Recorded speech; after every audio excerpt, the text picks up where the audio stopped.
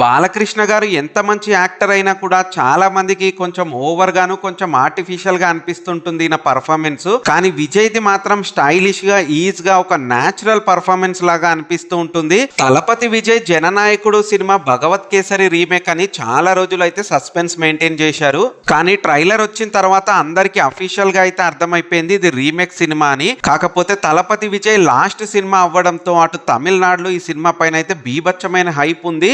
ఇక తెలుగులో ఈ ట్రైలర్ చూసిన తర్వాత చాలా మందికి ఇది రీమేక్ అయినా కూడా సినిమా పైన ఇంట్రెస్ట్ అయితే క్రియేట్ అయ్యింది. మొదట్లో విజయ్ సినిమాల్ని మన తెలుగులో పెద్దగా పట్టించుకోకపోయినా తుపాకీ సినిమా తర్వాత నుంచి మినిమం క్రేజ్ తోటి సినిమాలు అయితే తెలుగులో కూడా సక్సెస్ అవుతూ వస్తున్నాయి. అయితే పాలిటిక్స్ లోకి ఫుల్ ఫ్లెడ్జ్డ్ గా ఎంటర్ అవుతున్న విజయ్ ది లాస్ట్ సినిమా జననాయకుడు అవ్వడంతో భగవత్ కేసరిలో లేని పొలిటికల్ డ్రామాని కూడా ఈ సినిమాలో యాడ్ చేశారట. కంప్లీట్ గా సినిమా మీకైతే ఒక ఫ్రెష్ ఫీలింగ్ నే ఇస్తుందని డైరెక్టర్ అయితే కాన్ఫిడెన్స్ గా చెప్తున్నారు.